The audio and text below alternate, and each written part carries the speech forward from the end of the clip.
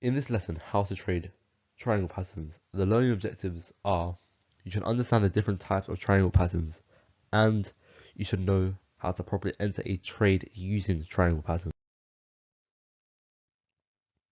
Triangle patterns are one of the most common continuation patterns. They show a decrease in volatility that eventually expand again.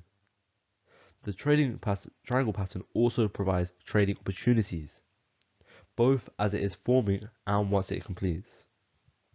A triangle chart pattern involves price moving into a tighter and tighter range as time goes by. A triangle pattern is generally considered to be forming when it includes at least 6 touches of support and resistance combined, so 3 to the support and 3 to the resistance.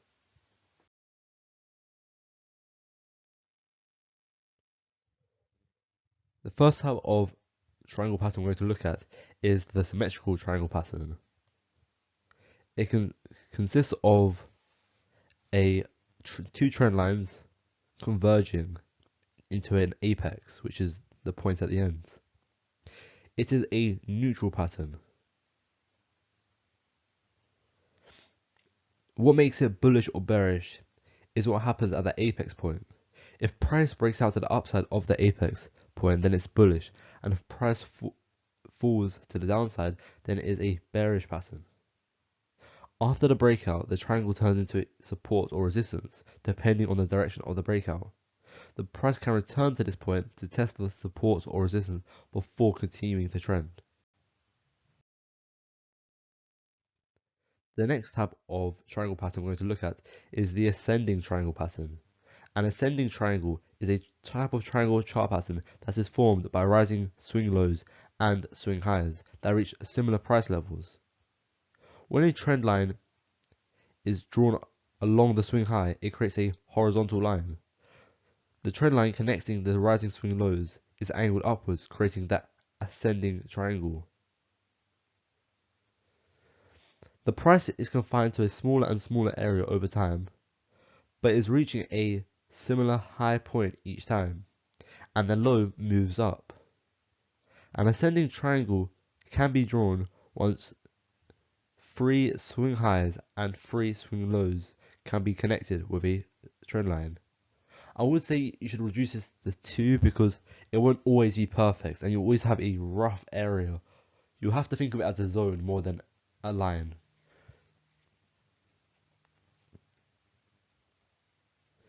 This type of triangle shows that there is a maximum price that buyers are currently willing to pay, and that price is not going to move much beyond that. Most of the time, the price will go up, but sometimes the resistance level is too strong and there is simply not enough buying power to push it through. So it's important to not be too obsessed with which direction the price goes. You should be ready for movement in either direction. A descending triangle is formed by continuously lowering swing highs over time and swing lows that reach similar price levels as the last lows. When a trend line is drawn along the swing lows, it creates a horizontal line. This is the support. The trend line connecting the falling swing highs is angled downwards, creating a descending triangle. The price is being confined to a smaller and smaller area, but is reaching a similar low point on each move down. A descending triangle can be drawn once 2 swing highs and 2 swing lows can be connected with a trend line. I would say 2 because, as I mentioned earlier, 3 would be a bit too much. So I would just have some flexibility and think of it as a zone more than a line. Most of the time, the price will eventually break the support line and continue to fall. But just like the ascending triangle, in some cases, the support line will be too strong and the price will bounce off it and make a strong move up. So it's important, as I said earlier, to not be obsessed with which direction the price goes. Just be ready for the movement in any direction when it happens.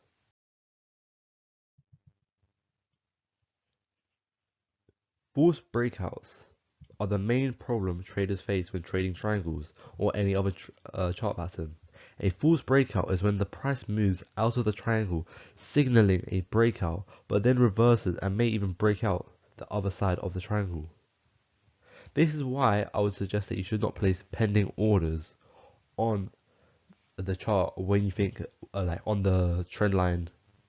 So on the supports, if it is a descending triangle or the resistance for an ascending triangle, because although price will go past the level, the resistance or support, it needs to have a good convincing move to go past it, and sometimes it may just fall back down, which would be a forced breakout.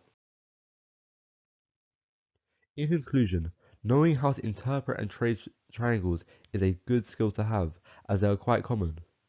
You should practice spotting, drawing, and trading triangles in a demo account before attempting to trade these patterns with real money.